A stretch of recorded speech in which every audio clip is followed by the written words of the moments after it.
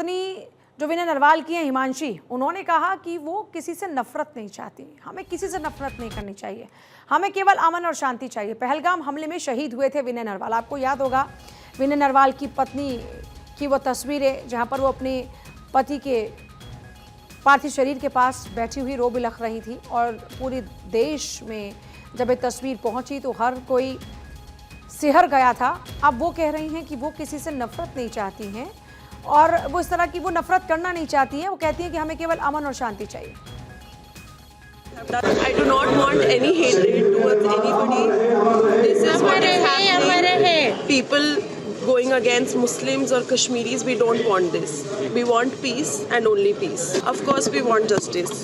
Of course, the people that have done wrong with him should be punished. You are going to donate your... I do not want any hatred towards anybody. This is what is happening. People going against Muslims or Kashmiris, we don't want this. We want peace and only peace. Of course, we want justice. Of course, the people that have done wrong with him should be punished. You are going... और देखिए, कश्मीरियों के साथ मारपिटाई मामले में अभी एक update ये है कि जो 3 लोग हैं उनकी गिरफ्तारी भी हो चुकी है। आइए चर्चा करते हैं इसी मामले को लेकर। शुभेंदु शेखर अवस्थी हमारे साथ में, प्रवक्ता बीजेपी, कर्नल दिनेश शर्मा हैं, डिफेंस एक्सपर्ट, उत्पल कौल हमारे साथ में, कश्मीरी एक्टिविस्ट हैं। सबसे पहले शुभेंदु शेखर अवस्थी जी, आपके पास आते हुए ये जो तस्वीरें हैं जाहिर तौर पर ये कई सवाल खड़े करती हैं कि ये इस पूरे घटना के बाद में किस तरह के नफरती लोग आ गए हैं जो कश्मीरियों को टारगेट कर रहे हैं, कहीं पर लोग मुस्लिम्स को टारगेट कर रहे हैं। देशवासियों के साथ एक कैसा व्यवहार है? पूजा जी, जो ये हो रहा है गलत हो रहा है। इस समय पर देश के अंदर सबको एकजुट रहना चाहिए। ये झगड़ा कोई हिंदू मुस्लिम का नहीं है या किसी और धर्म का नहीं है।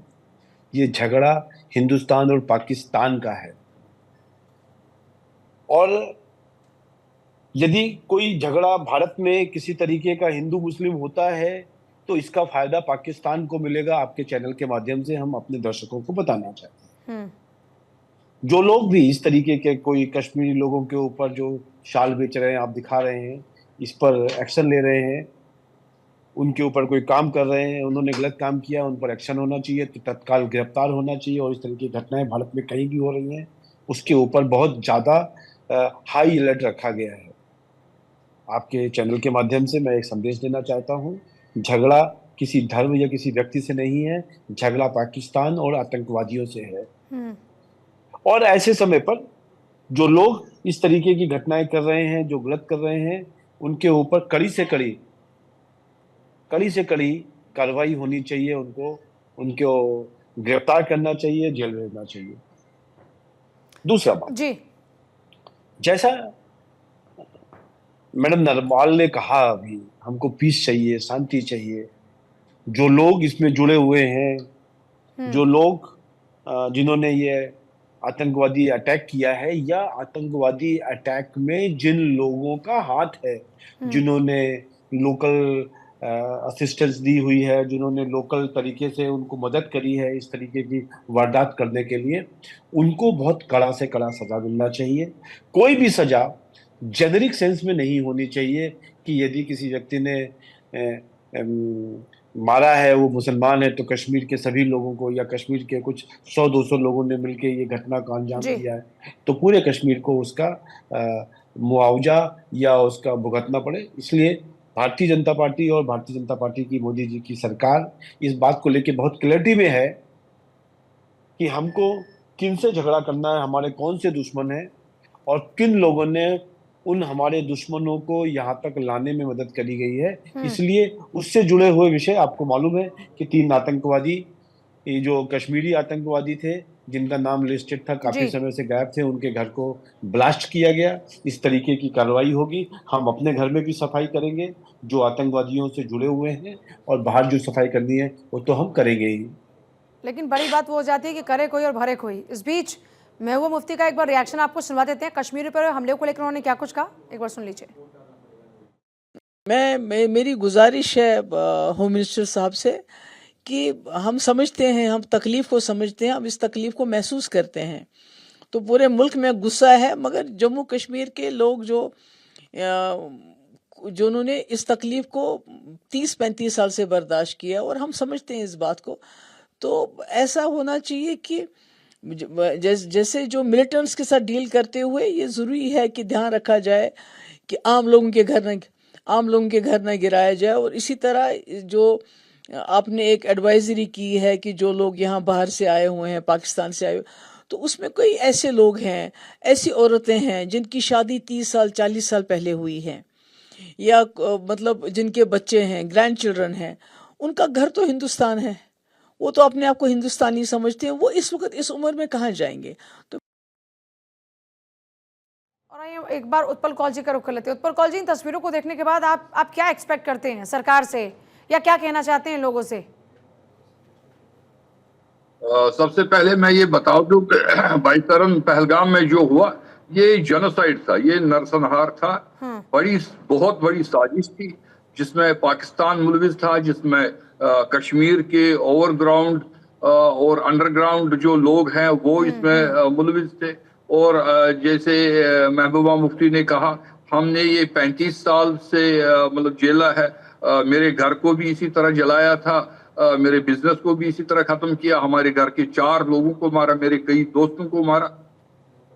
ये सब बातें ठीक हैं, और लेकिन सबसे पहले मुझे मुफ्ती महबूबा मुफ्ती ने मिलिटेंट कहा, उसको टेररिस्ट बोलने में शर्म आ रही है क्या?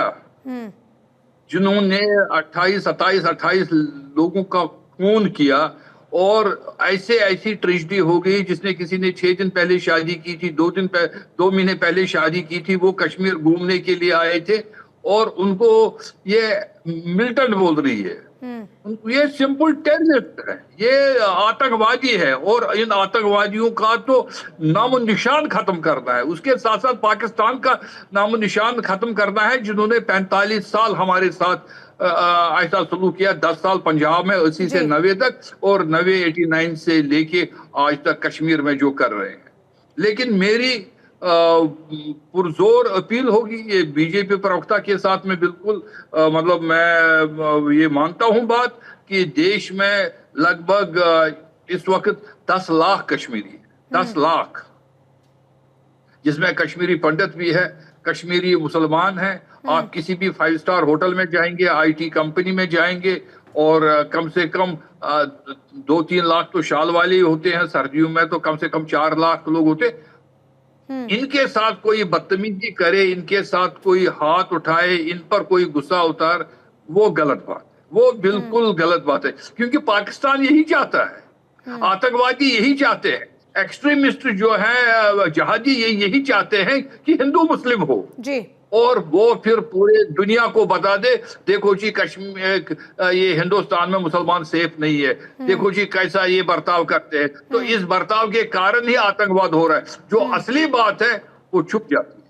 इसलिए जितने भी भारत की संस्थाएं हैं, जितने भी भारत की पॉलिटिकल पार्टीज है और एक्टिविस्ट है, उनको आगे आना चाहिए। और मैं आपके माध्यम से बोलना चाहता हूं कि कोई भी किसी भी कश्मीरी को कहीं से भी कुछ लगे तो वो मुझे संपर्क कर सकता है, हमको संपर्क कर सकता है, और ये मेजॉरिटी कम्युनिटी का दायित्व है कि वो सेफ्टी दे दे।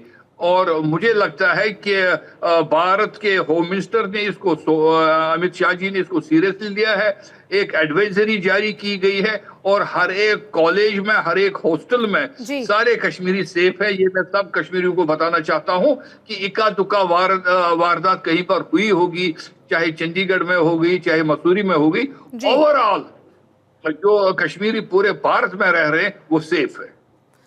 जाहिर तौर पर, क्योंकि कश्मीरी हो या फिर यूपी के हो, बिहार के हो, छत्तीसगढ़ के हो, चाहे जिस भी राज्य के हो, हर हिंदुस्तानी का बराबर का हक है। इस बीच जावेद अख्तर साहब का भी एक रिएक्शन आया, एक बार वो सुन लेते हैं, फिर कर्नल दिनेश शर्मा आपके पास आ रही हूँ। प्रोपेगेंडा पाकिस्तान का एस्टेब्लिशमेंट, पाकिस्तान का मुल्ला, पाकिस्तान की फौज क्या कहते हैं कश्मीर के बारे में, कि ये जो सारे कश्मीरी हैं दिल से पाकिस्तानी हैं, ये तो साहब हिंदुस्तान ने उन पर कब्जा किया हुआ है। झूठ। सच ये है कि 48 में जब इन्होंने हमला किया था तो 3 दिन तो लोकल कश्मीरियों ने उन्हें रोका था, हमारी फौज तो 3 दिन बाद पहुंची थी। सच तो ये है कि वो हिंदुस्तान के बिना रह ही नहीं सकते, आज जो हुआ है सबसे बड़ी तबाही तो उन पे आई है, उनका टूरिज्म खत्म हो गया कई वर्षों से। कश्मीरी हिंदुस्तानी है और वो जेल से कुछ छोड़ दीजिए, पागल सब जगह मिलते हैं। जावेद साहब ने एक बड़ी अच्छी बात कही कि कश्मीरी हिंदुस्तानी हैं और कश्मीरियों का हक है हिंदुस्तान के ऊपर। लेकिन बड़ा सवाल यह है कर्नल दिनेश शर्मा कि इन कश्मीरियों में ये लोग जो ऐसे जो घर के भेदी बन गए, इनके कारण ये हालात हुए हैं कि इनके कारण देश में अलग अलग इलाकों में लोग हर कश्मीरी को डाउट की नज़रों से देख रहा है। इस बार घर के भेदियों का खात्मा ज़रूरी है। अभी तक जानकारी कि 2000 से ज़्यादा लोगों से पूछताछ हुई है, पर सवाल है कि इन घर के भेदियों का खात्मा कैसे होगा, किस तरह होना चाहिए? पूजा जी, मैं आपके सवाल का जवाब देता हूं। उससे पहले मैं अपने देश की खूबसूरती, डेमोक्रेसी की खूबसूरती के बारे में 2 लाइनें कहूंगा। देखिए साहब, 22 अप्रैल को ये बहुत बड़ा कांड होता है पहलगाम में। 22 अप्रैल से लेके आज तक 140 करोड़ हिंदुस्तानी एक हैं। एक भी दंगा फसाद नहीं हुआ है, किसी ने ये हिंदू मुस्लिम नहीं कहा है। लेकिन जो अभी आपकी रिपोर्ट के अंदर जो मैं देख रहा हूं कि हमारे कुछ कश्मीरी भाइयों के ऊपर जो है कुछ शरारती तत्वों ने जो है उनके ऊपर हमला किया है, जहां उनके साथ मार पिटाई किया है, इसको आप एक प्रकार से एबरेशन कह सकते हैं। और जैसे कि बीजेपी के प्रवक्ता साहब ने बताया, मैं बहुत खुश हूं उनकी बात से कि इनके ऊपर सख्त से सख्त एक्शन लेना चाहिए। ये जो चंद एक लोग होते हैं शरारती तत्व, ये सरकार को, ये हमारे देश का नाम, और ये जो दूसरे संप्रदाय के लोग होते हैं उनके अंदर एक भय की भावना पैदा करना चाहते हैं। ये एक्चुअली में ये हिंदुस्तानी इनको नहीं आप कह सकते हैं। ये शरारती तत्व हैं जो कि हिंदुस्तान के नागरिक हैं, हिंदुस्तान में रह रहे हैं, लेकिन इनको हिंदुस्तान की इज्जत, हिंदुस्तान के अंदर रहने वाले लोगों के प्रति इज्जत, प्यार, मोहब्बत नहीं है। अब मैं आता हूं आपके सवाल के ऊपर। देखिए मैडम, ऐसा है कि ये तो मानना पड़ेगा आपको कि हमारे यहाँ पर कुछ लोग, मैं सबको नहीं कहूंगा, कुछ लोग ऐसे हैं जिनकी मानसिकता या जिनको रेडिकलाइज कर चुके हैं, जहां वो बंदूक की नोक के ऊपर, जहां पैसे के लालच में वो लोग जो हैं टेररिस्ट को जो है मदद करते हैं, उनको गाइड करते हैं, उनको शेल्टर देते हैं, उनको भोजन देते हैं, जिनको कि ओवरग्राउंड वर्कर्स कहा जाता है या अंडरग्राउंड वर्कर्स कहा जाता है। ठीक है सर, ये है, सर ये माफी मानना चाहूंगी, पड़ेगा। समय की कमी है, आगे चर्चा को नहीं बढ़ा पाएंगे सर। बहुत शुक्रिया लेकिन आपका, आप सभी का बहुत शुक्रिया इस चर्चा में शामिल होने के लिए। कुल मिलाकर देखिए 140 करोड़ की आवाम है भारत के अंदर, सभी का हक है हिंदुस्तान पर। और जब बात हक की आती है तो हक के साथ जिम्मेदारी भी जुड़ जाती है। जो लोग हक के साथ ये कहते हैं कि हम हिंदुस्तानी हैं, उनको हक के साथ ये भी समझ लेना चाहिए कि एक हिंदुस्तानी होने के नाते भारत की सुरक्षा की जिम्मेदारी उनकी भी है।